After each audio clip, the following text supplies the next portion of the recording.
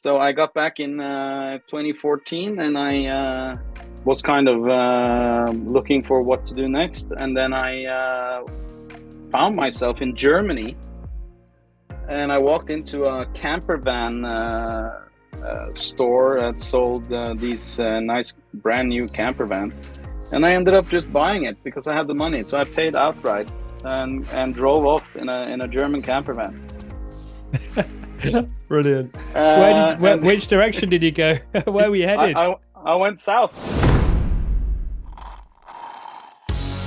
Hi, and welcome to the There's Another Way podcast with me, Adam Halverson. And me, Pete Dolby. And you've come to the place where each episode we'll be shining a light on authentic people who have chosen an alternative path to their new normal to find another way. Hey everyone. In today's captivating episode, we're thrilled to host the legendary Kim-André Kværnes.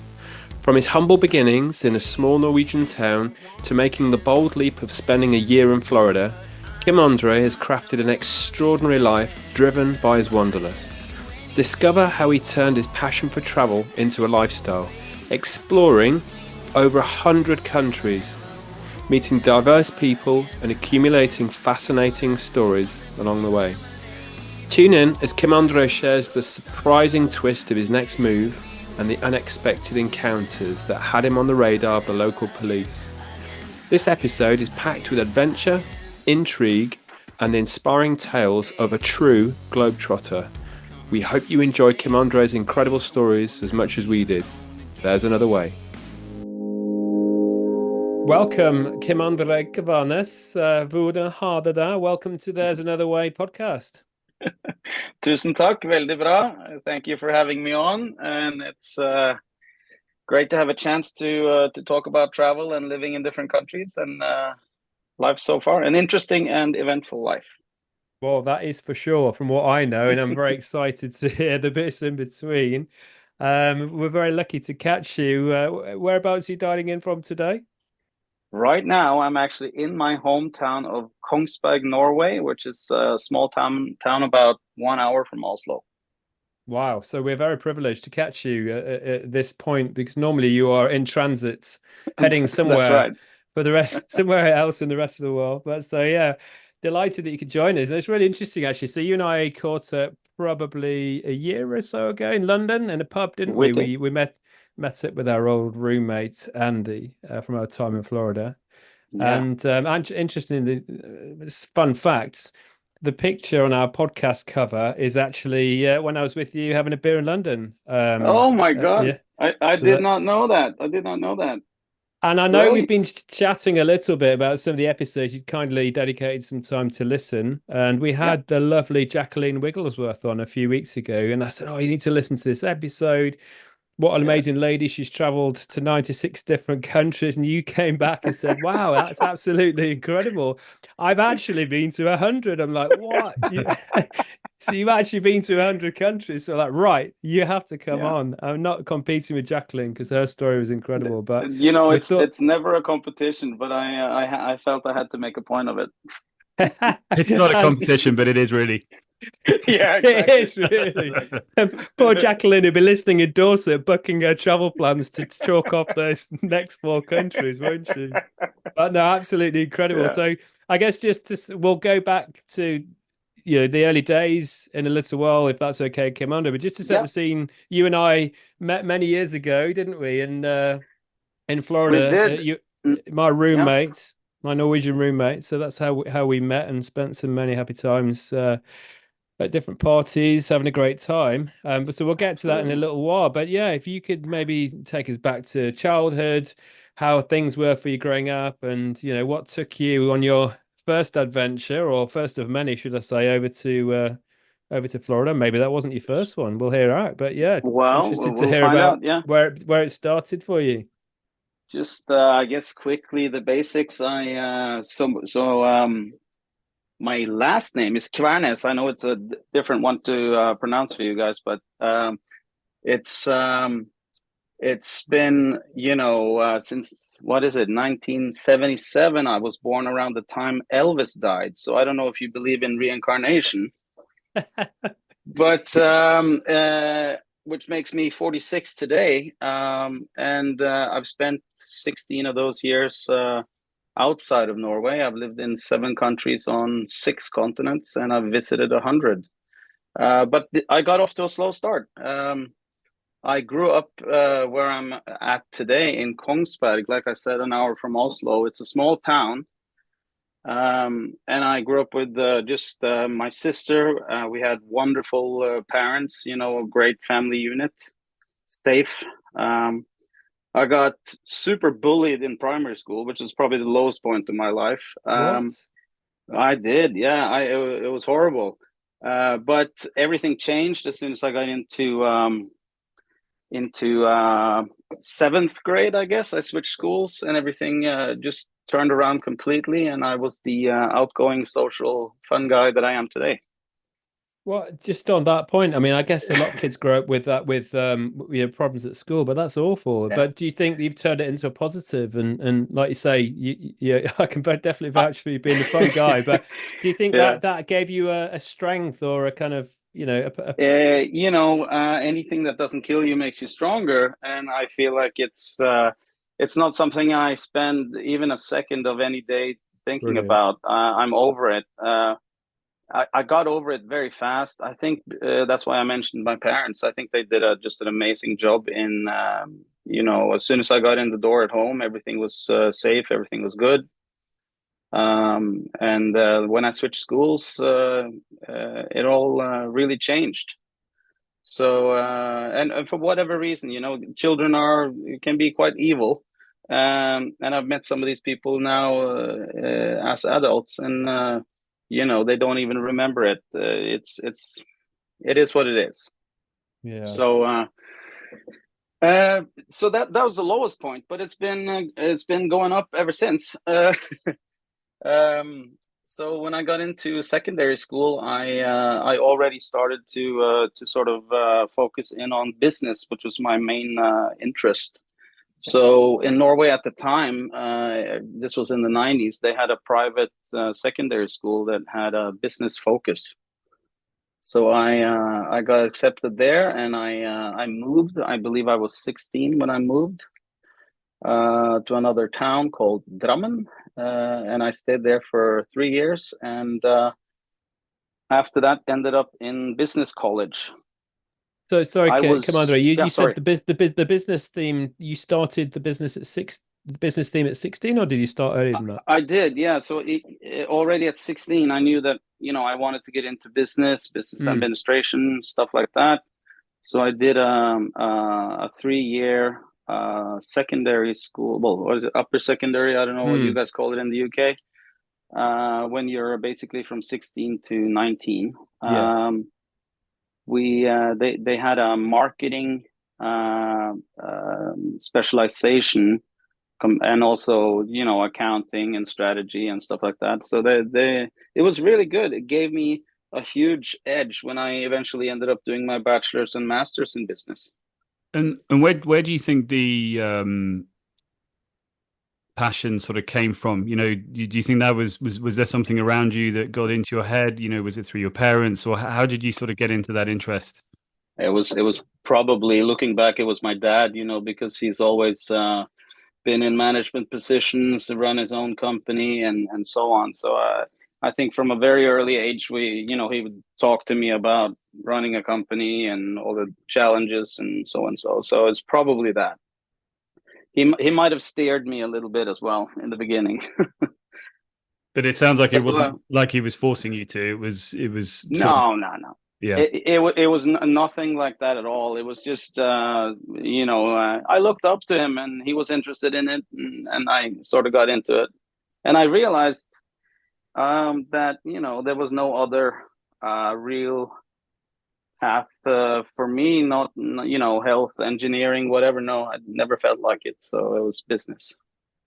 Yeah, that's really interesting. The reason I was questioning on the timing of it, just because quite often we talk about the curriculum here in the UK and how everyone has to follow the same path, and it doesn't suit everyone. Right. So the fact that you pretty quickly realised that business was for you at a relatively young age, at 16, I think is interesting. I didn't know whether you'd started earlier in Norway. Yeah. I'll give you a fun fact. We had a counselor at school when I was 15, and I told him that I was going to do this, and he advised against it. So they do the same thing in Norway. They want you to follow the same path until age 19, graduate, and then you can do whatever you want. So it's hard to get people in blue collar jobs, etc. in Norway now, and because it's all pushed through the same funnel, and people come out the same, when they have to do study topics that they have absolutely no interest in. Yeah. So I'm happy about that choice back in when I was 16. Very happy about that. Yeah, it's interesting that decision. Where would you be now if you'd listened to the guy that's trying to persuade you otherwise? It's interesting, isn't it? But yeah, no, good it for is you. An interesting thought. Yeah. Yeah, good for you for taking that decision. Yeah. Yeah. So I continued then, and then it's a 3-year college, business college. I started year 1, but I was just so sick of it at that point. Just school in general, not the business part, but school in general. Yeah. So I met female friend of mine who had been to Disney World, to Epcot Center for Norway a couple years prior, and she recommended it. She came with me to my interview in Oslo when the Americans came over to interview. And I was lucky. At that time, only 1 of 6 applicants got approved. And I got the job, and I was, super excited. And as you well know, Pete, I had a wonderful year over there. I absolutely loved the weather, the work. Improved my English. I bought a $600 Buick in Florida, drove that around. I felt like I was king of the world over there. Absolutely amazing. And it's incredible how many people knew someone that had been out there or got a tip off, because it wasn't a widely publicized scheme or course or opportunity, really, was it? So the fact that you knew someone could guide you through it, and you obviously tell you all about it and hear all the stories, and then amazing. How did you feel heading out when you were sat on that plane? Oh man, I remember getting the phone call a couple of weeks prior to that, and I was just super excited. And the flight over, I think I met a Norwegian girl on the flight that was doing the same thing, and it was amazing, great feeling, So it was my first trip alone outside of Norway. It's the same feeling you get, the first drive you take in your car after getting your license. Yeah. Yeah. So no, it was amazing, and I think we were lucky. We got to experience the United States of 1997 compared to the United States of 2024. Well, that is true. We talked about this previously, because I think in those days everyone looked up to the US, didn't they? And it's not quite the same place as it was then. I don't think I was there a couple of months ago actually, and it was absolutely epic. To be fair, I had a great time, but it just doesn't seem to have the same. I don't think the whole world looks up to it like it maybe did back then. Was your experience over there everything that you expected it would be, based on what your friend's recommendations, or more, or? Absolutely, and this was back when I could work 10 hours and drink 10 hours and go get by on 4 hours of sleep. Yeah. So no, that was a quiet night for you. Yeah. And for your listeners that are have attention to detail, I told them I said I was 19 when I arrived. I turned 20, and as we all know, you have to be 21 to drink. So the first thing I did was get a fake ID. Yeah. So and I also look quite young for my age. So I had several instances of random Americans coming up to me in pubs and nightclubs going, "Hey man, I know you have a fake ID." Really? And I said, "Yep." Yeah, just cracked on with it anyway. Yeah. I made it myself, actually. I took a 5 kroner coin from Norway. I dipped it in ink and I stamped my own passport photo. Did you? Yeah, they had no idea. The whole ID was in Norwegian. The bouncers would just say whatever, go in. Never had an issue. Brilliant. So, I like taking the initiative earlier on. Yeah. No, so I just I loved everything about it. 100 Norwegians, and then you mix it up with 11 other, or how many countries are there in Epcot, Pete? 11 or 12, I think, weren't there? But 11 or like 12, you yeah. say, 100 people Yeah. in each, all living Yeah, and together. 100 people in each, and then they all put us in the same housing, and they put gates around it, and it was wild, and I had a great time, absolutely. And I met you, and we had roommates from Japan, and from South Africa, and from Canada, and everything. So I think that's where my sort of lust and passion for travel started. I couldn't agree more. I was Yeah. talking about our legendary Japanese roommate on the previous podcast, because the one before, sorry, we interviewed a lady from Japan, a lovely lady, and he was such a top dude, wasn't he? And unfortunately, I haven't been able to catch up since. But yeah, I think you're right. I think that environment, mixing with all those cultures, just it gives you that appetite to just want to experience more and more. So it's interesting to hear you were the same, and that was a kind I of was the launch pad. same. Yeah. So I came back in '98 to Norway, and I And started how was that working. coming back? Yeah, it was a reverse culture shock, and they told us about it. I didn't believe it, but I was in complete culture shock when I came back. Yeah. That year in Florida felt like a lifetime, so everything was, and it was cold, and oh God, I hated it. So I got a job at a travel agency. And I spent 3-4 months working there, and then I decided that I got to go out, I got to leave again, and I need a bachelor's degree. So let's sit down, look at the map, and find somewhere nice and warm that where they speak English. And my choice was Australia. So the travel agency I worked for, they were actually kind enough to gift me a one-way flight to Sydney.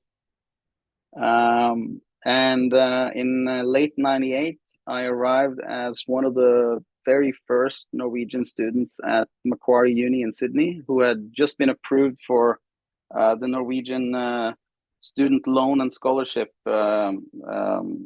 scheme. So that they paid for your flight. So that's either very kind of them, or they were just looking to get you as far away as possible from the travel. Probably a mix of both, Pete. Mix of both. How nice was that? Amazing. So I bet you're excited to get on that plane again, having experienced Florida for a year and looking forward to some more sun. Yeah.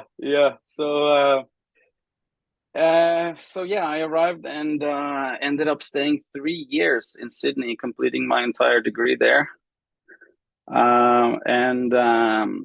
When people ask me, well, out of all these countries, what's the best place to live, I would probably have to say Australia, provided you have money to survive over there, because it is quite expensive. But besides that, the mix of the people, the culture, the weather, the food, the standard of living, it's just the best, in my opinion. Sydney is beautiful, isn't it? Just outdoorsy, sunny. It's got everything. It's got everything. So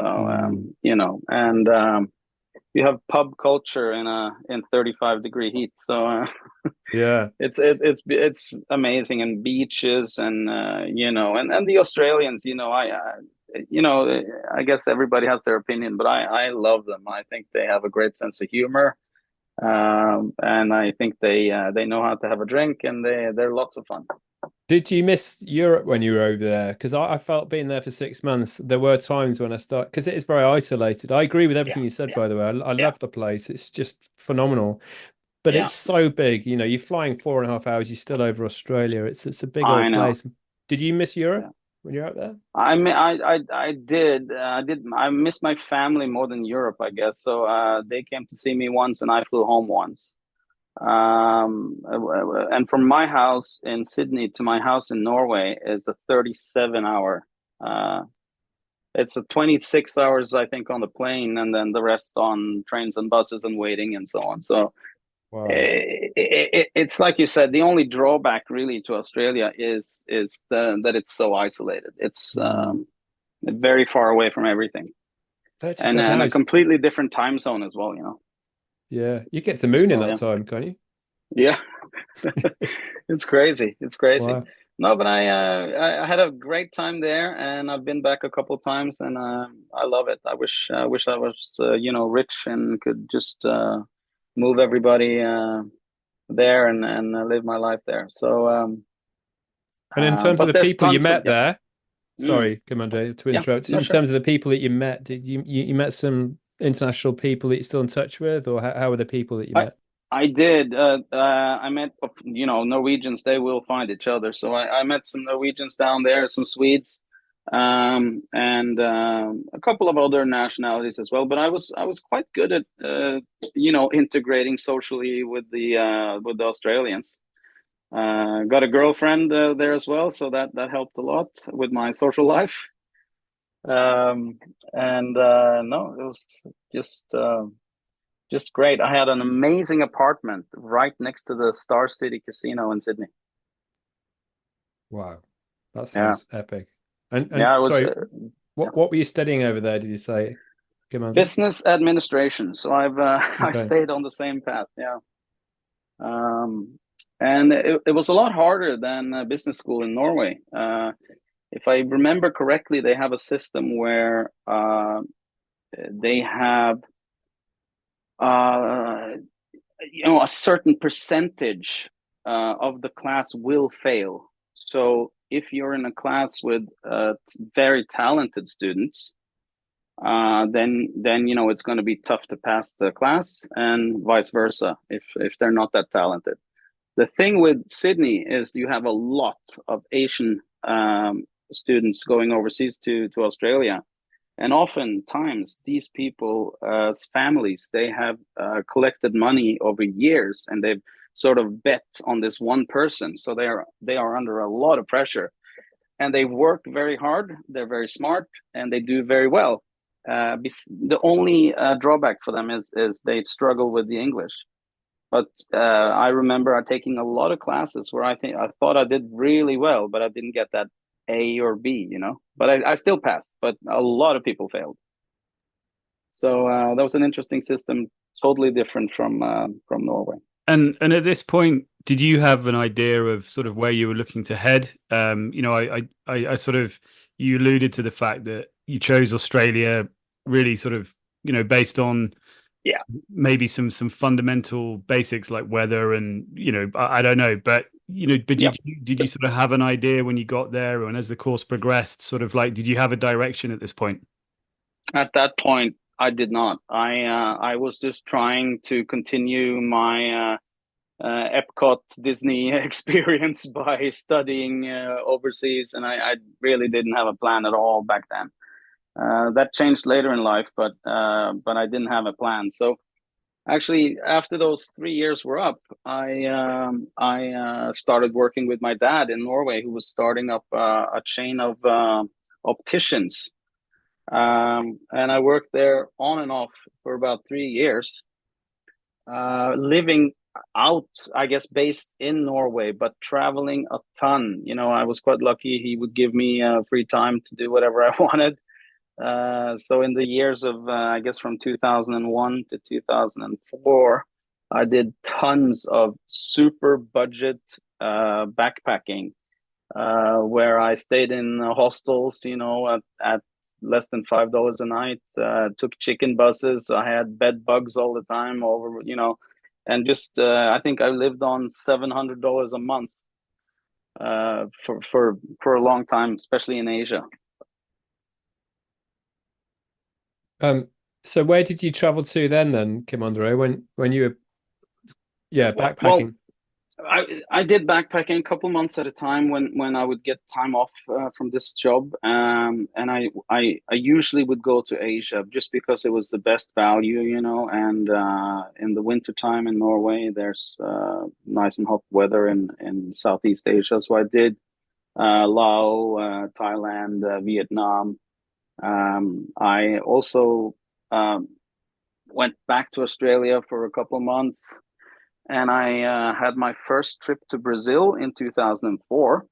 This will come into point later in the podcast, I guess, but that's when I discovered Brazil. And I also got to see a lot of Europe on these sort of long weekend trips. Yeah, something tells me you'd have a bit of an affinity with Brazil. I'm not sure why, but I'm sure we'll get onto it. But I remember you going to China a bit as well, didn't you? Was that later on as well? But see, Later on, yeah. yeah. Southeast Asia is lovely though, isn't it? What were your highlights from there? We were actually watching a TV program last night, actually. Well, sorry, the night before with my daughter, and it's where teams race through different regions. And I've seen it. Yeah. Last night they were going through Vietnam and Thailand. It's just bringing back a lot of memories from those days of backpacking through there. It's great. I mean, I love that part of the world. Thailand is probably your safest bet if you want to go on a 2-week holiday and, you know, be guaranteed nice beaches and great food and service-minded people. You know, it's great there. Yeah. But I really enjoyed Vietnam. I actually rented a small motorbike, a 125 cc. And I rode from Ho Chi Minh all the way along the coast up to Hanoi. Wow. Yeah, I spent more than a month doing it, and it was just a wild experience. Loved it. Just you in a little backpack and a motorbike. I never check a bag. I always go carry on only, and I think I had a 6.7 kilo bag. I think I posted it on Facebook because I was so proud. 6.7 kilos, and I traveled all over for months just with that. I perfected the packing list. Wow, so, minimalist traveling. Yeah. How was that? You met some nice people along the way on your travels? I sure did. Lots of them. You know, they're still on my friends list on Facebook. And you know, occasionally we stay in touch a little bit. It's very, you know, you meet someone. It can be from anywhere. You know, I met Israelis and Germans and Americans and Canadians and, you know, British, of course, tons of them backpacking. And it's great, you know, and that's the good thing about a hostel. I'm too old to stay in hostels now, but the good thing about hostels is you immediately make friends. You know, it's a 10 minutes after you check in, you have a plan for that night going out with them, and that's a good thing. So do you think your spell in Florida and Australia gave you the confidence? So you were traveling on your own, were you, through Vietnam and Southeast Asia at this time? I mean, always. I mean, only occasionally I've traveled with someone. I've mostly done it by myself. Some people, you know, don't like the idea of going solo there, but I'm outgoing and social, but I really enjoyed my time alone on the travels because I get to do exactly what I want when I want, and at my own pace, you know, and at my own budget. And I think you sort of savor the moment a bit more when you're alone there. You're not entertaining a friend, you know, from home, so you get to focus 100% on the travel and making good memories. So I prefer solo travel, to be honest. And yeah, in terms of, this is going to sound like a bit of a silly question, but what do you think, like, you were actually trying to sort of achieve? Was it really just kind of wanderlust and you just wanted to see as many things as possible, or, you know, do you think, like, you know, at this point there was some method to it, or was it just curiosity? You know, I've been asked the question that what were you running away from? And I love that question because that people assume that maybe people think that's the case, in some way sort of defending their own choice not to travel. But for me, it was this desire that I got at Disney and in Australia, that the world is out there. There's 197 countries out there. There's different cultures, different food, different drink, different sights. And I just wanted to not only see it, but to taste it and experience it and get some good stories out of life before I end up in a retirement home, you know? So it was a sort of from within me. When everybody else was spending money on buying a house or buying a nice car, I would save it, invest it, save, and then just go travel until I had nothing left, because it was the only passion that I had in life. I wanted a house, I wanted a car, but I needed travel. But it's such a good point, because this is a continuing theme in a lot of the conversations that we've had. You know, there's a lot of pressure on people, and it's different countries, lots of pressure to study the same thing, to go to university or whatever you want to do, then start your job and get a house and buy the car and all the material possessions. But I love the fact that you've just completely rebelled against that and done your own thing, and because no one will ever take those experiences away from you. And if you get to a point where you are sick of traveling and you've had enough and you do want to settle down, then those material things and the home and everything can come later on, right? Such a good message. Stay tuned until the end of the podcast, because there's there's news. Right. But yeah.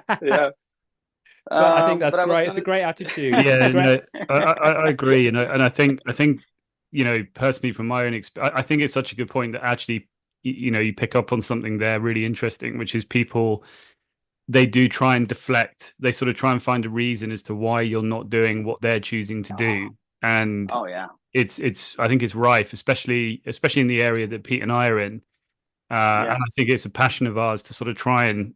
I mean, I can already tell I'm going to make sure my kids listen to this podcast, but but I think it's a really good point, and people kind of just want to try and sort of put down, different paths and different options, and I can completely empathize with that, and I think what already strikes me is just the awareness and sort of self-reflection to actually question it and think, no, actually, do you know what, this is the direction I want to go. Yeah. It was just a strong feeling. Everybody else was doing a different thing, and I just had to do it. I wouldn't forgive myself if I didn't. So life is now. So go and do it. So true. And just a quick question around that as well, Kim-André. What were your parents? How did your parents feel about this kind of wanderlust, you traveling around? Were they fully backing your choices, or? My mother, almost had a nervous breakdown every time she Googled these countries I was going to. Really? And in the beginning, I was walking around with a Lonely Planet book. And I didn't have a cell phone with the internet. We had to buy calling cards to call home from a phone booth in some dodgy street in Bangkok, so she was terrified. My dad was more laid back, but I've had to say sorry to her now recently, because she's had a tough couple of years, especially when I was very young, but and then I guess she got around to the idea that I would always leave a few months after I came home, so she knew. Yeah, brilliant. Yeah. So after the traveling through Vietnam on the motorbike, which sounds absolutely fantastic, what came after that? This was probably 2004 or so, and I went back to Norway to finish the work I'd been doing there, and I had saved up a little extra money, and I actually did a full around the world ticket with One World, the alliance of airlines, and I spent 16 months traveling around with that very same backpack of 6.7 kilos. And I went. What did you have in your yeah. bag? What you must have had, like two t-shirts and a pair of socks. I've got t-shirts, and I bring laundry sheets, and I do the laundry in just a sink in a hotel room. Or if you're in Asia, you just take it. So I only have clothes for a week. And I usually go to warm climates, so I don't have to bring a jacket. I've got very limited toiletries. I've got a cell phone and a charger, passport. I mean, it's really nothing more. I got earplugs, because if you have your life in hostels, you need earplugs. I just go, and I always tell people when they pack and they go on holiday, they're terrified of of forgetting something. And I've got some news for them. You know, they actually sell toothpaste in every country. So don't worry, you know, just buy something. You know, I would run out of t-shirts, and you know, if you're in Colombia, they sell t-shirts for $2. So just get a t-shirt. So you know, you don't really need that much stuff. And I'll tell you, the freedom you get from traveling light is so underrated. It's amazing just to pick up and go and put a backpack on, nothing with wheels, you know, and then you walk along cobblestone streets or up a hill or whatever, and you're just totally free, and it's safer too. You can run, etc., etc. I only see positives when it comes to traveling very light. Absolutely brilliant. What a great message. And so 16 months traveling. Did that include any long stops anywhere, or was that purely moving all the time? It was actually mostly moving. So I did South America, North America. I went to Hawaii, I think, and then I ended up got to Australia, Asia, and then this is an interesting one. The trip ended in South Africa, and I was sat, I think, in Jeffreys Bay, South Africa, with a cold beer in my hand, alone on the beach, looking at the waves. I was out of money. You know, it was probably end of 2004, starting of 2005. And I thought to myself, what am I going to do with my life now? You know, and I thought, okay, I have a bachelor's degree from Sydney in business. And then I looked down on my left hand and I saw that cold beer, and I thought, well, I have a passion for drinking. And so I thought, why not combine the two and start a nightclub? So I did. I flew home to Norway. I came across a nightclub for sale in Drammen, which is a town in between where I live and Oslo. It's about the 5th or 6th largest in Norway. And I went to about 5 or 6 banks before I finally got a loan. And I bought it probably 2 weeks after coming home. The nightclub had 30 employees. It was over 4 floors and had, I guess, a capacity of 550. And I just got to it. Started selling beer and drinks and hosting parties, and yeah. So it was sitting on that beach in South Africa. It said that the penny dropped and you realized what you need to do next. So you flew home and bought a nightclub and started a business. It sounds crazy, I know, but I had a sort of moment where I just realized that's what I got to do.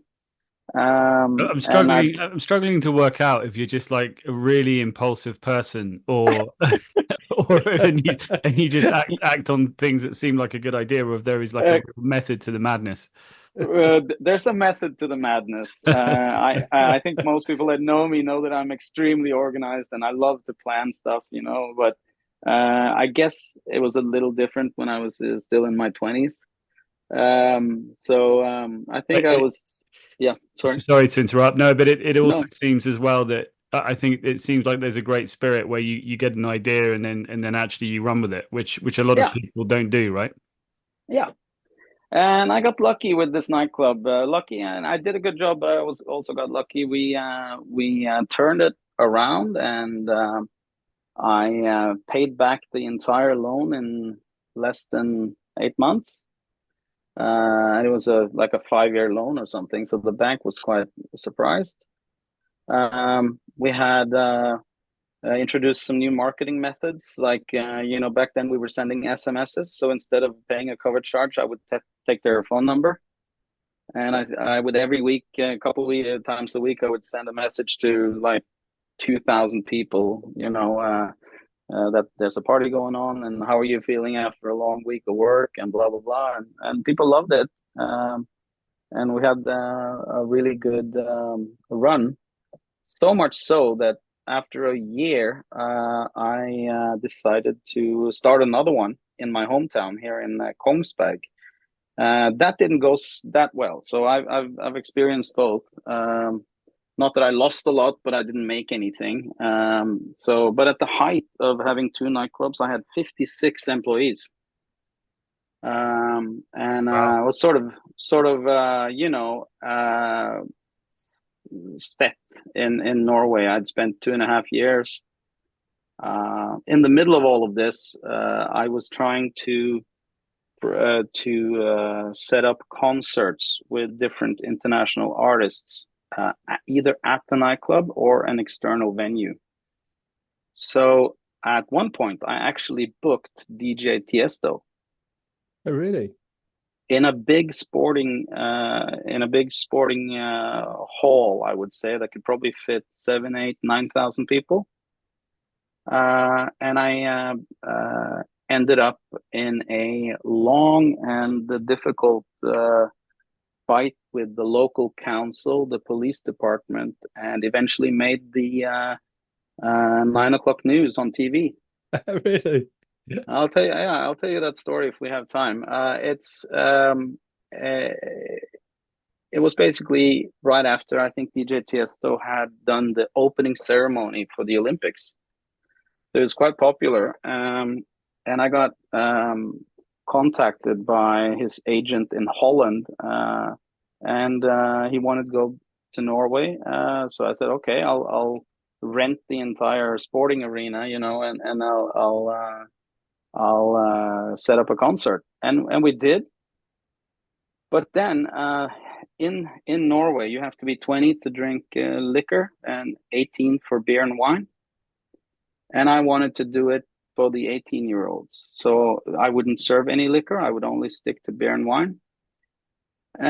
So the mix of that age limit and I guess the DJ Tiesto profile didn't go down very well with the local police. So they found some allies in the city council, and they denied me the liquor license, or the alcohol license I needed. Now, that's not legal, and so I took it further. And I have a friend who's a member of parliament in Norway, and he raised it to the parliament, basically. And the Department of Health agreed with me, and the decision from the local council was overturned, and it was back on. And meanwhile, I was in the newspaper, I think, every single day. And I had a debate with them. They had to defend this weird position of 18-year-olds can't go to a concert and have a beer, which I thought was ridiculous. Now, they were afraid there were going to be drugs all over the place. So I asked the police, how can we fix that? And they said, you have to pay for 20 police officers and 2 or 3 dogs to sniff everybody out. So we check every single person. Okay, great. Okay. So I did that. But still, they were not happy about the whole thing. But it was on until the day, and I had sold it completely out. I was about $150,000 in profit before I even sold a single beer. And I was very happy. And then, boom, DJ Tiesto ended up in hospital. Yeah, joking. And everything got cancelled. It sounds like the local officials were trying to put as many roadblocks in the way as possible to try and prevent this. You managed to navigate all the way around those, and then I did. I got around all of it. I didn't. I wasn't very popular in those circles. But legally, I won, and the concert was on, and the permit was given because they were forced by the parliament. But they weren't happy about it. But it could be a conspiracy theory that somebody from the city council went to Holland and saw DJ Tiesto. But anyway, he ended up in hospital, and he had to cancel, and I lost a little money on that, actually, although DJ Tiesto refunded me. And so when I got back to everyday life at the nightclub, I now had local officials and police officers who were, unofficially telling me that, we're going to get you at some point. So the liquor licensing control people, they came around every night. Usually they would come by once a month. They were now every night. They were looking for a way to shut me down. It sounds like instead something. of It sounds like something out of a film. Yeah, I mean, It's crazy. I could write a book about that time, and I can disclose it on your podcast. I've got some audio recordings of the police commissioner basically telling me that he's going to get me, and I had done nothing wrong, and I've never done any drugs. I've never done any crimes. None of the previous controls from the licensing people at my nightclub found anything. It was just everything was clean, and so I don't really understand why they had this approach. I think they had a completely wrong idea of what a DJ Tiesto concert looks like. They were older people, and not very well traveled or anything like that. So I think they just had an idea of, okay, this techno music, equals all our children on drugs. Yeah, which is just not the case. It's basically a pop concert, right? I mean, he's a huge artist. It's not like you're inviting anything really sinister. No. It's just so backwards. I don't understand it. Like, you're bringing commerce and enjoyment and to the area, and I mean, it just sounds like it's just fear of the unknown to me. The Christian Democrats of that town, they wrote a piece in the newspaper, and I still have it. And the headline says, "Kværnes, my last name, Kværnes makes a profit on the youth's downfall." It's complete madness. I felt, and what was funny was 3 or 4 weeks prior to my scheduled concert, there was a country and music festival. They had 18-year-olds and only beer and wine, and that was completely fine. So my argument was, what's the difference between DJ Tiesto and a country music festival? So it's purely around the genre of music, was it? Yeah, exactly. So they equate that with drugs, and that's why. So yeah. What I found really interesting is, I was thinking back to some of the stories you're telling. It felt like for quite a while you were really kind of extending that Florida experience of the internationalization, meeting all this so immersing yourself in an international environment, all the parties, the nightclubs. It sounds like you're just extending that for a few years, which is brilliant. But this must have been, it sounds like this is your first kind of swimming upstream, headwinds, things not quite going your way. So what did you learn from that experience, would you say? I was a little shocked. The Norway I grew up in, I felt I met a side to the public sector in Norway that I didn't know existed. I had traveled the world saying that there's absolutely no corruption in Norway and there's no wrongdoing anywhere, but turns out there is.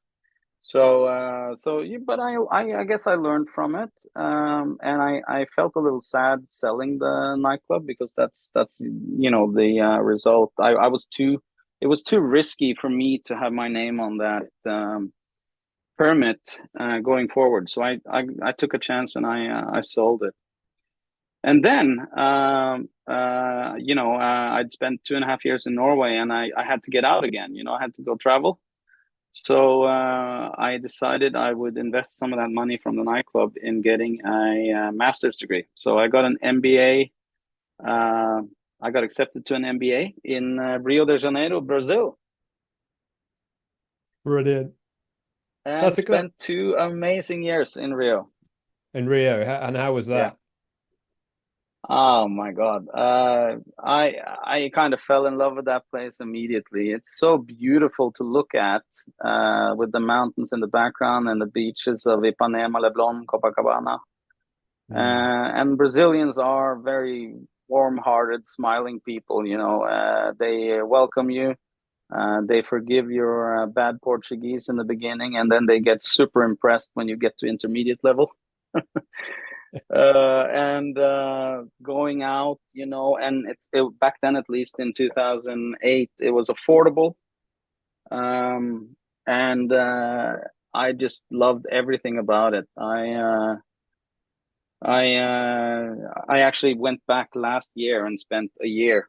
So I've been all in all 3 years in Brazil.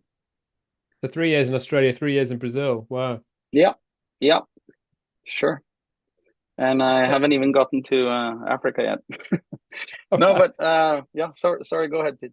No, I was just going to say. I mean, I'd love to go to Brazil. I've touched down on a flight on the way to Buenos Aires, but I've never been and explored it. South America just looks incredible from bits I've seen. It is. I think there's a general really perception that there's obviously dangerous elements there, but I guess people have the similar perceptions of London when they hear the kind of sensationalized stories. But in your experience, no problems there, just warm, welcoming place. Yeah. Well, I got to be honest. I've been I've been robbed once and attempted robbery another time. So it does happen. But and for a first-time visitor, I would probably Google where to go and where not to go and what time of the day, etc. Because in Rio, for example, you have parts of the city which are totally fine in the daytime, and then they're dangerous at night. And there's also a way of acting, I guess, and a way of what do you bring. So that is the downside to Rio. I don't think it's as dangerous as everybody says. I think it's sensationalized, especially for tourists that hang out in the Zona Sul, which is the southern part of the city. But everyday life for Brazilians in the northern part of the city or in the favelas, it's different. They are more exposed to that type of crime.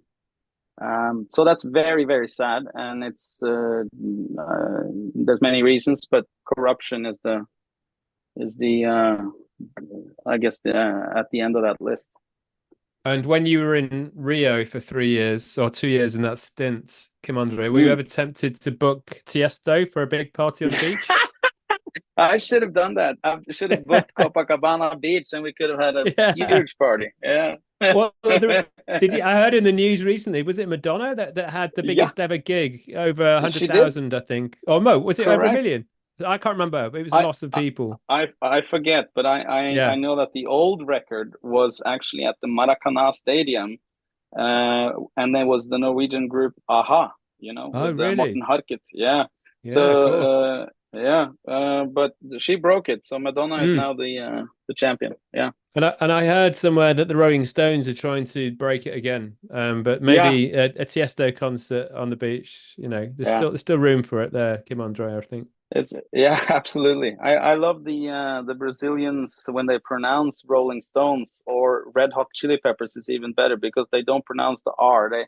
It turns into an H. So they say Rolling Stones or Hedgy Hotchi Chili Pepper. Brilliant. And so it's really good. Portuguese then. So you speak fluent Portuguese? I speak close to fluent. I understand basically everything. I sometimes struggle to find the words, but I can always make myself understood. And I guess my grammar is less than perfect, but again, like I said, Brazilians are very forgiving, and they find it just amazing that some random Norwegian speaks Portuguese. So it's a lot of fun, and I'm very happy to have that and Spanish as well. When I travel, it's great. Yeah, and I'm assuming you spent some time in Portugal as well. Ads has got a big affinity with Portugal, having spent a lot of time there, haven't you, Ad? I have, another mutual friend of us, Jon Arne from Bergen in Norway. He lived there for 5 years, and so I went to see him a couple of times in the Algarve. But of course, there's so many British people in the Algarve that you only hear English. Yeah, that's true. Yeah, no. Whereabouts was your friend? Villa Moura. Okay. Yeah, know it well. Very, very touristy, but it's but yeah, lots of Brits, probably too many. That explains John Arno's English accent then. Exactly. He sounds more British than me. He's such a legend. He does. He's good. I think he got it from his travels to the UK when he was very young, and then his mother is American, so he's got that too. So it's Brilliant. Good. Yeah.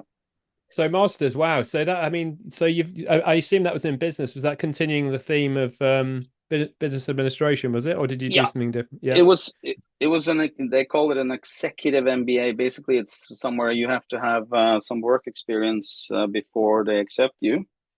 I think it was like 4 or 5 years, and so they accepted me, and most of the people were older than I was at the time, and they were in very like good jobs. Some of these people would turn up for evening classes in their suits, and but I really loved it, and I told myself that I felt like I was becoming a real adult at that time, and I really focused on studies. I really tried to do a good job, and I graduated with all straight A's.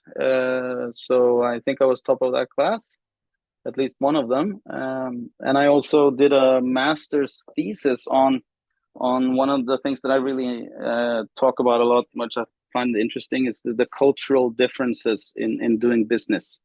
So I did Brazil, Norway, differences in business culture. That's really interesting, given your love of the kind of cultural, exposing yourself to different cultures and stuff.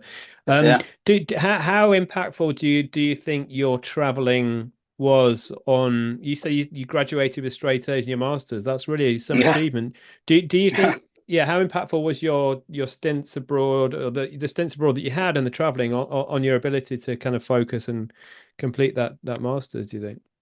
I guess the traveling, the benefits are mostly personal, but of course it made me realize that things are done differently in different places, and I guess that was useful in some parts of that education. But the curriculum in my MBA were the same textbooks like any other MBA, so I don't know how much of that were in my favor, but when it came to writing that thesis, which was my final 6 months there, then it helped me a lot, I think, because I'd experienced it being so different.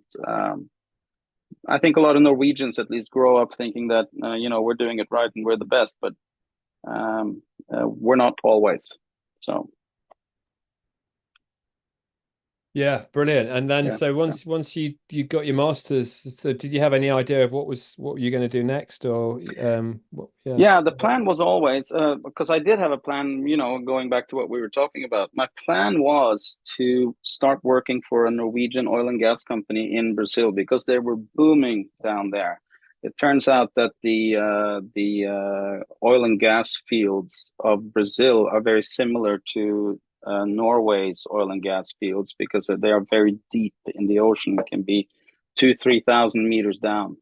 So the technology that we have in Norway is perfect for Brazil, and a lot of Norwegian companies have set up shop. Our biggest oil company, Equinor, has bought several oil fields, and I got in touch with them while I was doing my MBA, and they would have loved to have me. But in Brazil, it turns out they have a very strict work visa regime, and I even had an immigration lawyer working for me, trying to make it happen, but I was just unable to get a work visa, and I didn't want to get married. So where did that take you next then?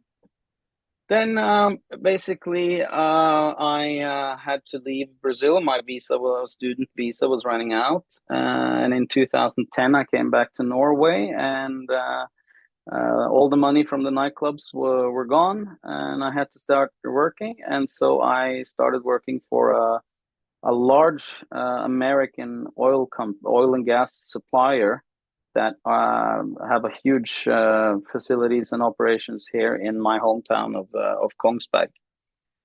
So I basically got into the corporate world. And how was that adjusting after years of trying to moving around and traveling to different places? Yeah, I mean, I struggled with the living in a cold country part, but I was so motivated. I remember being so motivated, and the company was growing a lot, so I got promoted 4 or 5 times in 4 years, and they also I mean, I spent a year and a half or so in Norway in different positions, but then their largest ever oil project came up, and it was in Lagos, or in Port Harcourt, but Lagos, Nigeria, and they needed an expat to go down there for a minimum of 2 years. And I raised my hand and I said, "Let's move to Africa." I was going to say, were you at the front of the queue? Yeah, I was only there was a meeting with about 30 people, and they said, "Well, let's start with the people that want to go. Who wants to go?" And it was one hand. That was mine. The two hands, so they're both yours. It sounds like you've got a very unique way of finding opportunities to both study and work and sort of fulfill your travel needs. Yeah, absolutely. I've been maybe a little lucky as well, but anyway, most people didn't want to go, but I was more than happy to go. So what they did was they sent me, basically after I got all my vaccinations and paperwork, visas for Nigeria, etc. I moved down there alone. So I was the only expat for the first 3-4 months of this project. So I got to go around Lagos, buying cars, renting apartments, buying furniture for like 10 apartments. A total of 10 expats were coming down, and finding new office facilities. And I had the best time, honestly, those first 3-4 months. And there were also very few restrictions on my movement, because we just hadn't set it up with a security manager and so on at that time. But of course, that changed when all the other expats came down. And we're at any point, I mean, again, it's not somewhere I've been. I've not been to the African continent yet. I desperately want to go. Yeah. But was there any, I don't know, how did you feel about going out there for 2 years? Again, with all your experience, did you just take it in your stride, or were there some, I guess, nervousness around going out there or not? I was not nervous about it, but I guess I have to say, it's the most dysfunctional society I've ever experienced. I want to say good things about Nigeria, and I met a lot of very nice Nigerians who I'm still friends with. But of course, there's poverty and corruption on a different level. Brazil looks like Switzerland compared to it. And there's a long rainy season, half the year, and there's a security risk, especially when you're an oil and gas expat. So kidnapping was always on our mind. They would train us, coach us how to act if we got kidnapped. I mean, and there were some close call incidents where I think they tried to kidnap me. But I always had a driver, and if we went out of the city center, we also had machine gun guys from the military on a pickup truck, behind us, and sometimes also in front. So it was a wild experience, but I have to say I enjoyed it. I think a lot of people that I worked with that came back from Nigeria didn't like the sort of experience of the culture, the food, the living conditions, etc. But I love to travel. I thought it was interesting.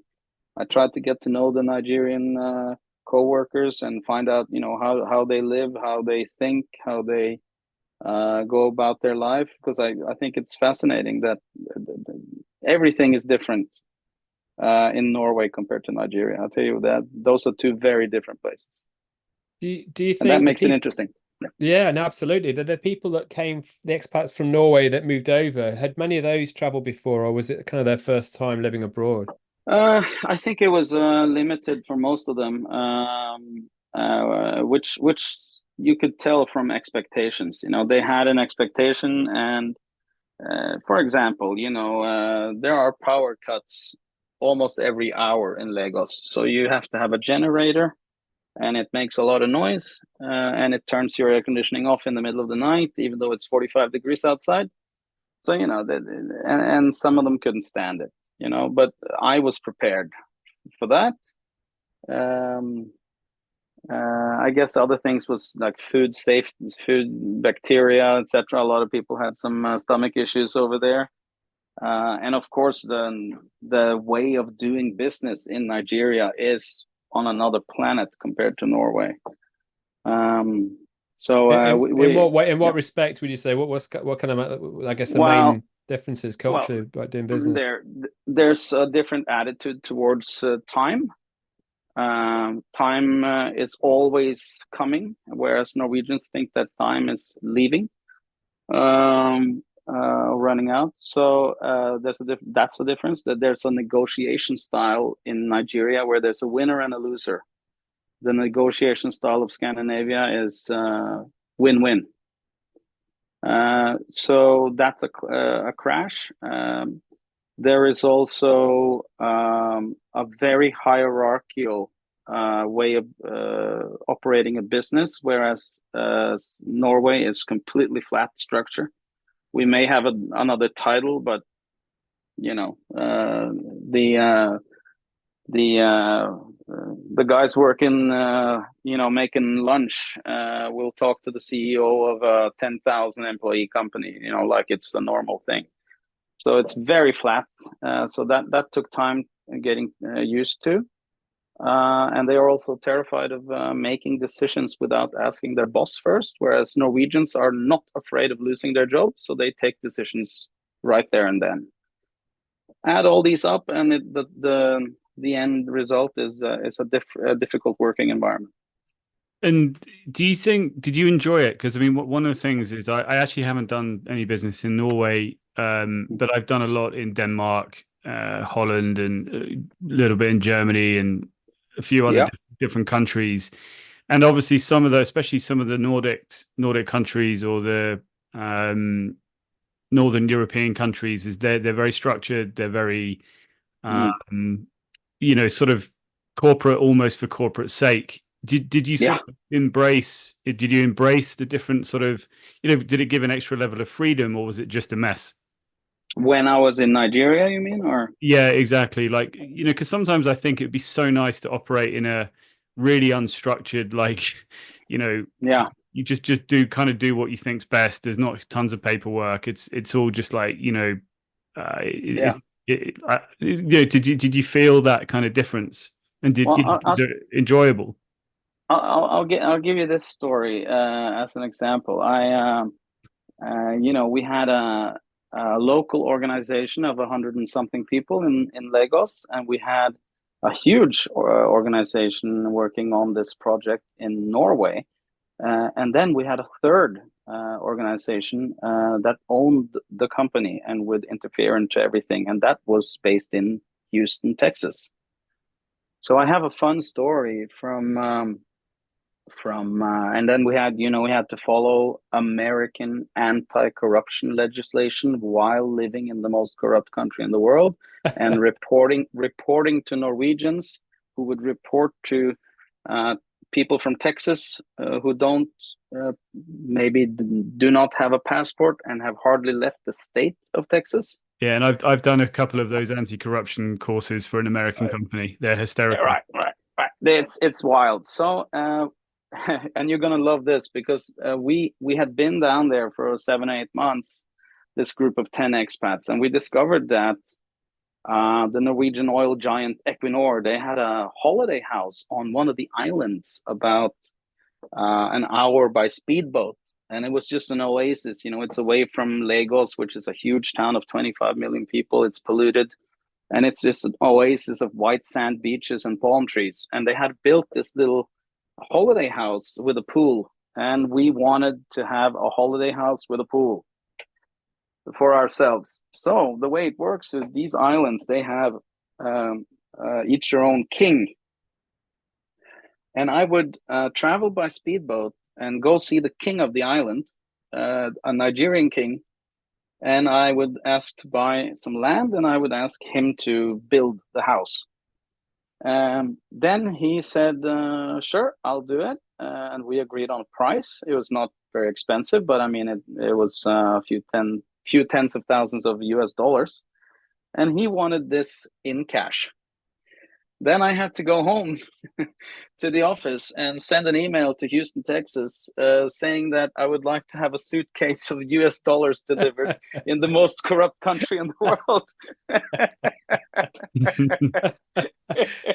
I can tell you that went through more than 10 reviews internally, and some of the conversations I had with the project control people in Houston were just hilarious, you know. It was red flag the whole way, you know. It had to go to the very, very top of the organization, and they had to get external counsel in the US to approve, you know, which was way more expensive than the house, the holiday home. But eventually it got built. So, but it was a crazy journey, really. Brilliant. Yeah, I can just see the pictures of the people's faces having just done their anti-corruption courses and then approving a bucket load of cash to be shipped out to Nigeria. God. It was absolutely wild. They couldn't believe I was even had the balls to ask. It sounds like one of those spam emails you get, doesn't it? Can you send some money over, please? Because wow, sounds like an incredible experience, though. The whole thing, not just sending the cash over. I mean, the whole 2 thing. Years. Yeah, it was really good. And after 2 years, I went back to Norway. And during my time in Nigeria, I have to say, I mean, there's a lot of add-ons to your salary. So my salary was very, very good, and I saved almost all of it because we had free housing, you know, and free transportation. So I worked hard for those 2 years, but I made a ton of money, and I was very happy about that. So for the first time in my life, I sort of had a chance to maybe buy a car and a house. But of course, I did not.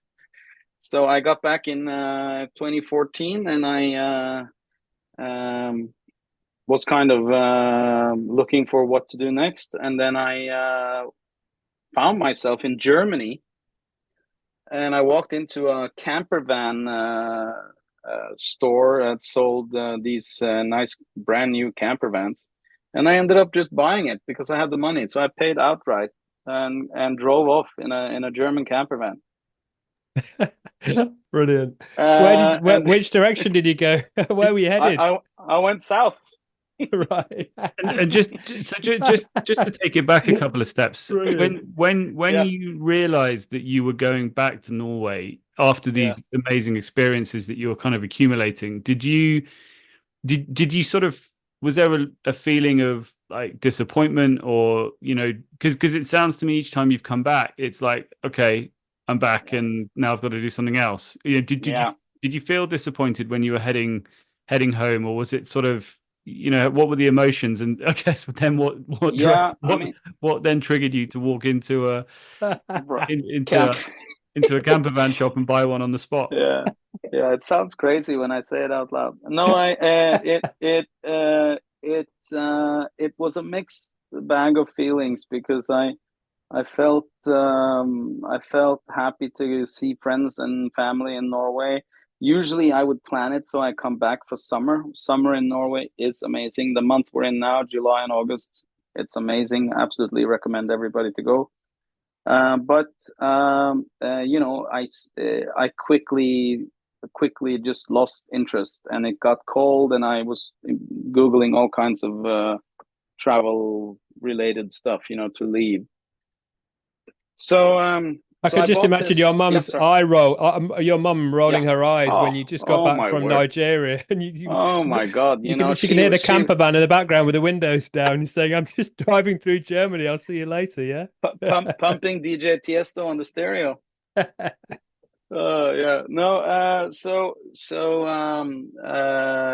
I did that. I got the camper van, and I just traveled all over Europe. Basically, I just crisscrossed, did everything I could. again, solo traveling. And then this was the plan all along, by the way. I drove it back to Norway, and I paid the taxes on it, and then I sold it for the exact same amount. So I had it for about 4 or 5 months, and I actually went break even on that whole thing. So great idea. So you had the amazing experiences. You traveled around, took it back Yeah. home, and then sold it for effectively nothing. Yeah. Oh, I no still had loss. money left, so I went backpacking again. You know, I did crazy stuff. I went to Sri Lanka, and I rented a tuk-tuk, and I drove it around the entire country.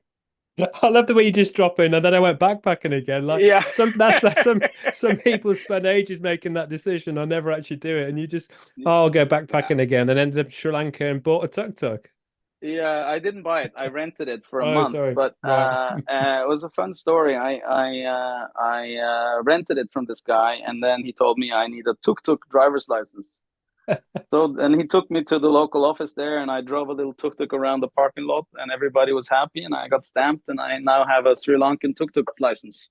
You could have faked your tuk-tuk license with the coin and the stamp. Yeah, probably I could have, but we don't have tuk-tuks in Norway, so I couldn't get one. But anyway, so I had a lovely trip around Sri Lanka. It was one of the many places I went in, I guess 2015 and 16, and I went to in any red light in Sri Lanka, people will just go into a tuk-tuk because they're assuming it's a taxi. And so I had many, and they don't look at the driver or the face of the driver. And let me tell you, I don't look like I'm from Sri Lanka. So when I turned around to see who sat in the back of my tuk-tuk, they would be terrified and jump out, you know. Oh dear me. Amazing. Yeah, so that was a lot of fun, you know, and I went up into the hills there and the tea plantations, and I really enjoyed Sri Lanka as well. Great food, great people. I've heard amazing things. I worked with a guide from Sri Lanka, actually. In fact, he's born in Sri Lanka, grew up in New Zealand, but he took us to some Sri Lanka restaurants in London, and honestly, the food was superb. And it's superb. I heard lots of lovely stories. I mean, I know this has some instability there, hasn't it? But it sounds amazing. Yeah. No, but I had a great time, and I love spicy food, so that was heaven. So just for the record, you're the first tuk-tuk driver we've had on the podcast, by the way. I'm a proud master's degree holding tuk-tuk driver. By the way, when you said he took you to do your license, you could have said he took me to do my driving license. But anyway, pun intended. Brilliant. No, so I've been going for a while now, but I still have a lot to go, so I feel like we should hurry up. But in 2017, I had I hadn't spent nearly all the money from Nigeria, but I wanted to get back to work. So I was lucky enough to be offered a job in Shanghai, China, by a friend of mine that I actually knew from Brazil, Norwegian. And so I was tasked with heading up the joint venture of an assembly factory in the maritime industry over there, two Chinese companies and a Norwegian company in a joint venture. And I basically flew over to Shanghai and started registering the company and finding a location and hiring people and all that. But that's a lovely story, because so based on the fact that you took it upon yourself to spend some time in Brazil doing a master's, you met people out there, and then years later you get offered a position based on the network that you've got. I mean, that's a fantastic story, and I guess, given all your experiences living abroad, you didn't think twice about heading over to China. Had you been to China previously, or was it your first visit? I'd been to Hong Kong, but never mainland China. So I was super excited to go. I immediately jumped at that opportunity. It was perfect. So I was super happy about it, and I really enjoyed. I know I sound like a broken record that I enjoy everywhere, but Shanghai was almost like Singapore. I would say it's Singapore light, and it's so clean, so safe, and so modern, and I really enjoyed my time there. Really, Wow. I've heard really good things about it. And Ads, yeah, you've spent time in Singapore like I have, and you love it as well, don't yeah, you? Yeah, it's yeah. amazing. But actually, one of the things I was going to ask with China, obviously, it gets a lot of bad press right now, Mm, and I think especially since COVID. yeah. But how did you feel? Did you feel any of that? Sort of what was your perception? So I worked with some Chinese employees that were employed by the joint venture partners, and my impression was that they felt very free in their personal lives to do whatever. But when it came to politics or especially commenting on anything outside of China, they they said China speaks with one voice. They would even say so. They wouldn't discuss anything political or anything to do with other countries. They would focus on more personal stuff like what kind of food do you like, or do you want to have a cold beer with me, or that's the sense I got. It was difficult for me to get very close to the Chinese, um, but everybody was friendly. Everybody was respectful. The business environment is amazing. They get stuff done. Let me tell you, they are effective. So I enjoyed that part of it. And again, I had great accommodations over there, and they had this luxury Didi. I would run, which is the Uber of China, Didi. And no, I just sipped around town all day and ate amazing lunches and dinners, and went out to amazing bars, and I had a great time. 1 year I spent in Shanghai. Wow, that sounds superb. And was it Yeah. quite an international environment in terms of the people that you work with and the network out there, or? Yeah, I actually, for the first time, I went to one of these Internations events, which you find online, and there I met people from, yeah, probably close to 100 countries. It was just a huge group of expats in China, because basically every country in the world does some kind of business with China, So it was huge. Yeah, absolutely brilliant. So that was a fixed term contract you're out there for. Was it a year, It Kim-André? was a year, yeah. Yeah. And so I ended up not continuing with that company. And then fate would have it that I came back in, I guess, 2018, and I saw that my father was getting very ill. Wow. And that started basically a 4 or 5 year battle with all kinds of different health-related issues, and he passed away last year. Oh, I'm sorry to hear that. Yeah. Yeah, really So sorry. yeah, thanks. For me, it just was an opportunity to try and help him as much as I could, because I was not working and I had saved money and everything, and the degree of seriousness in his illness went up and down a lot. He had very good times, and then he spent, I guess, a total of 220 days in hospital, and I would go once or twice a day. I just basically relocated to Norway to try to assist him as much as I could. But I also, he would tell me when he felt better and he was back home and even driving a car, he would say, it's time to go back to what you love, and that's to travel, and that's what I did. So I went on shorter trips while he was kind of not feeling great. And in 2022, in late 2022, I reached 100 countries when I set foot on Port of Spain in Trinidad Tobago. Brilliant. I would say, Yeah. did you made a conscious decision on which would be your 100 country, or was it just the circumstances that took you there? Just the circumstances. Yeah. Just the circumstances. I was I was actually on a cruise ship going from Miami to Rio. Um, so it was just circumstance, yeah. And have you met anyone that's done 100 countries before? Because I mean, we had Jacqueline on who's been visited 96, but I mean, Yeah.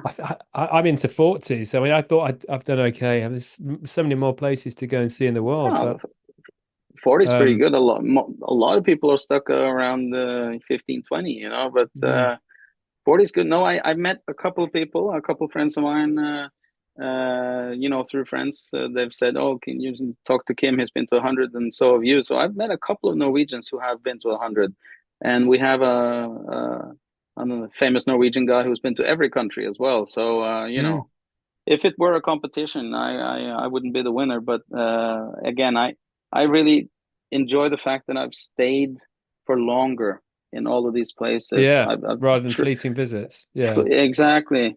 And I've gone back several times. For example, I mean to the UK, I've returned 15 times, but it's an easy flight from Norway. But even Australia, I've been back 5, 6 times. So yeah, if you find something you like, you know, why change it? You know.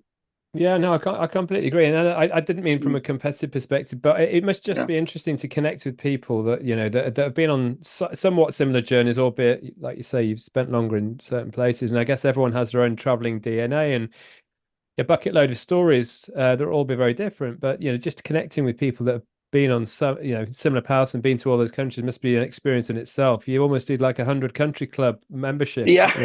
we can share ideas and yeah. Yeah, that's right. I mean, no, it is interesting you know, two people that have traveled a lot can just talk for hours and hours. yeah. Yeah, and sorry.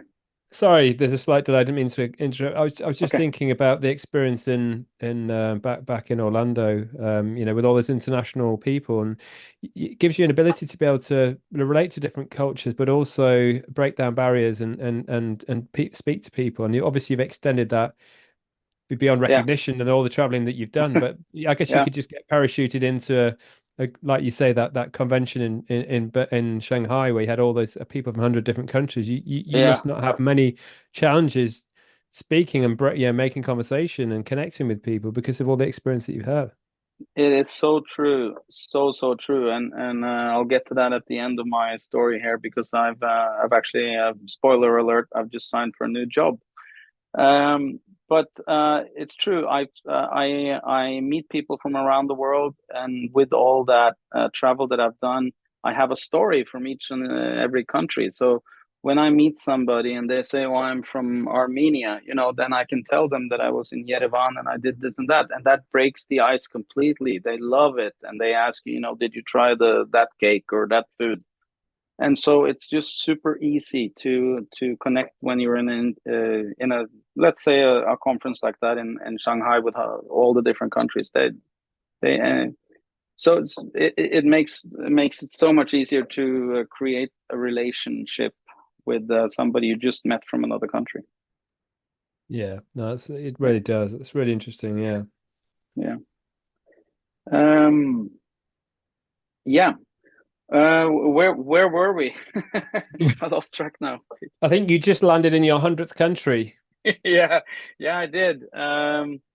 I did, and then I went to Rio for a bit, and I went home because my dad was getting worse again, and then, like I said, he eventually passed last year, which of course is devastating to any family and terrible. But I'm very happy that I got to spend a lot of time with him in the end. So then at the time, I had a girlfriend in Rio. So I had to get back there. And I was planning on actually staying for a longer bit in Rio, but that's how life goes, and that kind of ended. And then I found myself flying back to Norway again. So I guess that brings me up closer to today's date. And I'm quite happy to say that I've I've decided my next move. I have turned 46. I'm almost 47 now. I don't have this extreme need anymore to travel to somewhere new or just keep go. You know, I kind of want to have a place to live in a more stable situation.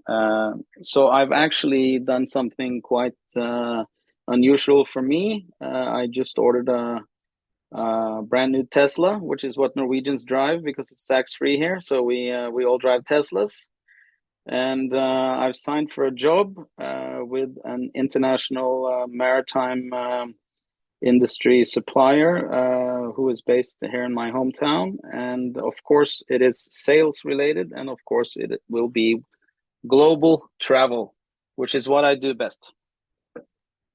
Fantastic. So, yeah. Go on, Ed. Sorry. Yeah, no. Well, I was just going to ask. So, what will the job entail? So, you know, what will you be selling, and you know, sort of where will it take you? It's digital solutions for the maritime industry, and it's a company with the offices in 37 countries, and basically the whole world is covered. And I've been very clear with them that you know, using that background that I have from traveling makes it easier for me to establish a relationship in almost every other country, and the further away the better, I've said. So, you know, try to send me there, and hopefully some of the advantages when it comes to cultural understanding, you know, connecting with them, language, etc., can help the company, and I can sell, which is the whole point. It sounds right up your street, Kim-André. Yeah, I think it's basically it's my dream job, to be honest. And people who have listened to this podcast and friends of mine here in Kongsberg, they a lot of them will say, you know, oh, he's only going to stay for 6 months or a year. But honestly, I think I've come to that stage in my life where I just want to have a job that I'm really happy doing, and if it's got tons of international travel in it, I am ecstatically happy. So I will stay there until they throw me out.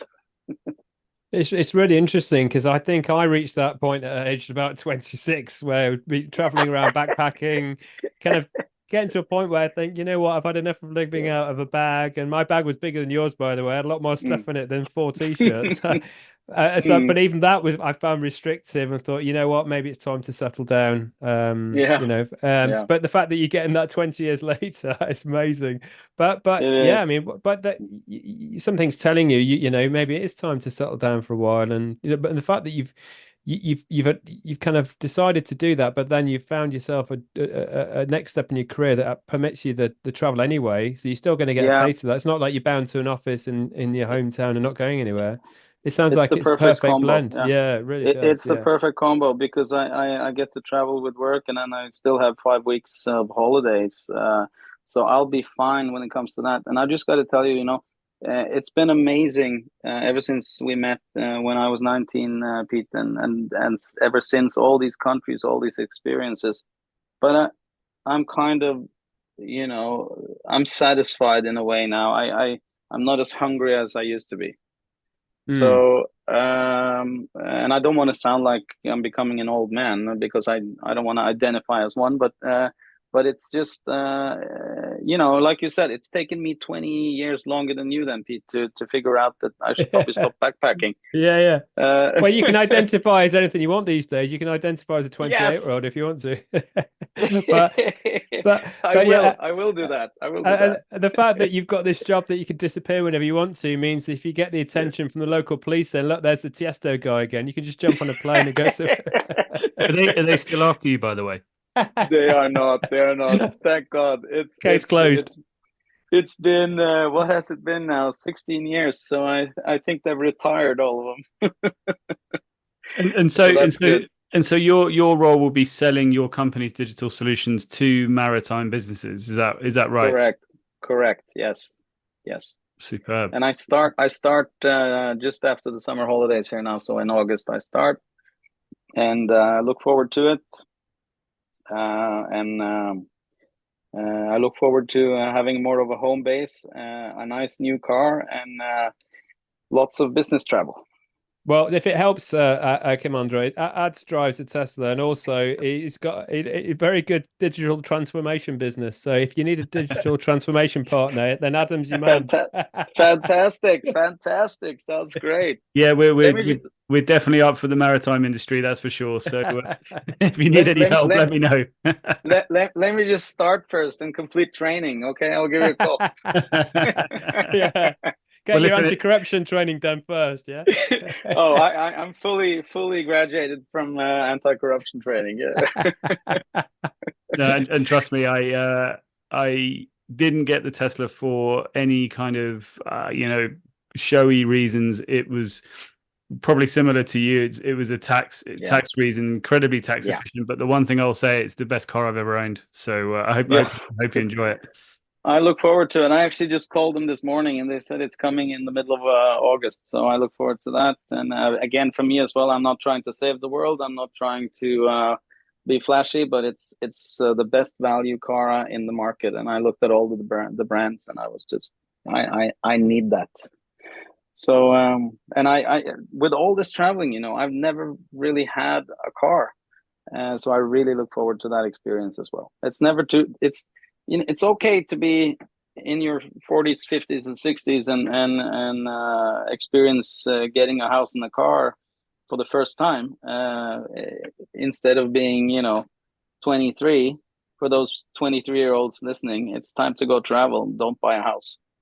I think I totally agree. I mean the conversations that we've had, quite a few of these now, and I guess I'm an example of probably the opposite of what you've done in terms of and I don't say that necessarily with regret, but I think for me it's been fascinating listening, because I think the reality is it's so easy to get sort of into your early 20s and be like, okay, I've got to kind of do what my environment suggests and what everyone else does around me, which is what I did. And don't get me wrong, I've been lucky to have had really good amount of work travel, and it's slightly different because by that time I had kids, and you feel like you're away from where you want to be at times, even if you're in great places. But I think it's a really good point, which is, it would be great if more people got into that sort of period in their 20s where they're like, yeah, do you know what? I don't need to do anything yet. And I also look back, I think, we pumped a lot of money into a mortgage, and you think, well, actually, could that have gone into investments? Could it have gone into travel? And I think your message is completely correct. I'm not saying people shouldn't do that if they really want to, and it's what they genuinely want, but I don't think enough people question it. I agree with you. Obviously, it's the right choice for most people. I just think I would also like to see a higher number of people going another way, right? Another way. So I don't think it's for everyone. A lot of people are under this peer pressure, society's pressure. You should do this, you should do that. And listen to your inner voice instead. Listen to your heart and follow it. There is another way. There is another way.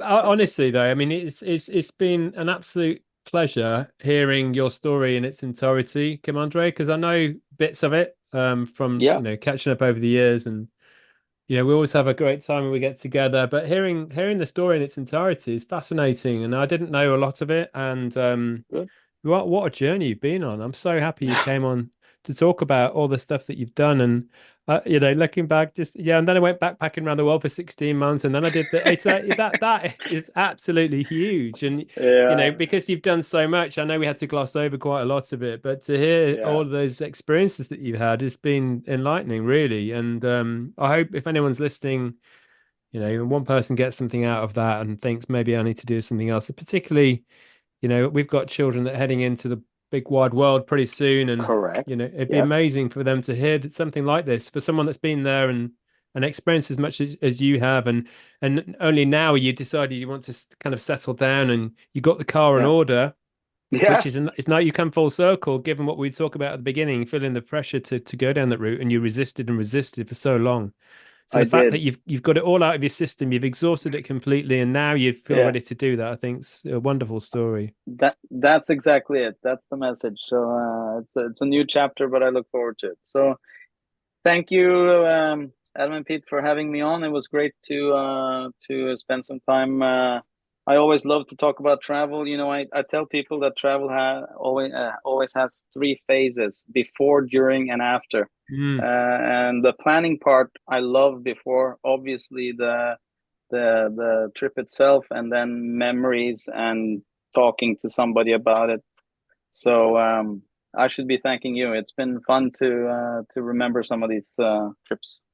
Such a good point. I've never thought of travel like that. I always talk about the impact it had on me personally, because I think but I've said it a lot. I think it's the best education you can get traveling, just learning so much from different people. But you're right. The whole planning, getting excited about imagining where you're going, the actual travel experience itself, and then reflecting on it, the memories, looking at all the experiences, looking back on it, that will always remain with you, and the people you meet, and the food. I mean, just having food from different countries takes you back, doesn't it, in a heartbeat? And it does. It's amazing. It's I love everything about it, and it makes you look at your home country differently as well. So I think I read a quote somewhere, forgot who it was from, but there is no man more complete than one who has traveled a lot and changed his mind. Love that. Fantastic. Google it. I don't know. I think it was somebody. Probably you. No. You're making me think I should jack everything in and just get on a plane. Hang on a minute. We need to put a Tesla advert at the end of this podcast. Yeah, we should. We don't do it yet. But no. Well, for regular listeners, we always finish with the same question, Kim-André, and I'm going to ask you the same question, if that's okay. So, I mean, honestly, all the things you've experienced, the places you've been. I mean, we could have done a whole podcast on the year in Vistaway in Florida, because that was such a monumental experience. But of all the things you've been in, and I know you're now starting to settle down, if you could rewind in time back to before you boarded that plane on the way to Florida, before you had your Disney interview. So if you could go back and give 19-year-old Kim-André one piece of advice based on everything you've learned in the past however many years, what do you think that might be? Without swearing or with swearing? You can swear. Whatever you want. Have to bleep it out. No, I would probably tell him to just fucking go. Because, I remember being very tired of school and having this passion growing inside of me, and I'm happy that I just said yes to myself. Well, I'm going to get a T-shirt with "just fucking go" on it for the record. Yeah. That's brilliant. Yeah, amazing. Yeah. And actually, I'm serious as well. I am going to make sure that my kids listen to this, because I think very good. That kind of message. And don't worry, I probably swear too much in front of my kids anyway, but I shouldn't say that on the record. But I think I just, one of the ambitions I have for them is that they get this broader picture of the world. And I think also just to sort of summarize for me what I've got from this conversation, I think it's a great lesson that people can have a different path, but you can, in classical terms, you can still be successful. You can have jobs, and you can craft a life where you can work, you can earn decent money, but you really can craft a life in whatever way that you want. And I think that's really great point. This podcast is all about, and I think you're a great testament to that message. Thank you. No, that's a great point. You can have a career, and you can travel, and you can have a year off, so it is possible. And I'm a business and finance guy. Obviously, I care about money, and I always made sure I did proper budgets, and I never took too many risks, and I never stayed too long, never got too low on funds. And so amazing. For the younger generation, just go. Do it. Just go. Yeah. Great point. Well said. Yeah. Thank you, Kim-André. Tusen tack. It's always a pleasure to catch up. Thank you for having me. Next time you're over in London, let us know, and we'll come and have dinner with you, or you come to ours, and we'll meet up face to face again and hear some more of the. Hear some more of those stories that can't make the podcast. Maybe there are some that I had to cut. Yeah. Yeah, I'm sure. Yeah. Cool. So great. Thank you guys. Thanks for having me on, and we'll speak soon. Will do. Best of luck with the new job as well. Looking forward to hearing how you're getting on, and maybe we'll follow up with another episode when you've. That would be fun. Yeah, absolutely. Yeah. When you've done 10,000 miles in the Tesla.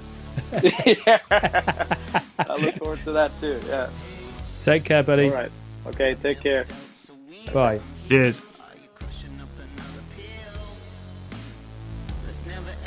Sleep again. Wait, I think I'm starting to fade again. I don't want the end. Call up your friend, but I ain't got no money left. You stood up, but I can hear you anyway. Whoa, as we chew away our souls, we wanna go home. Never ever again. You mutter me something from your lemonade. Sun is up again, we won't go home. Never ever again.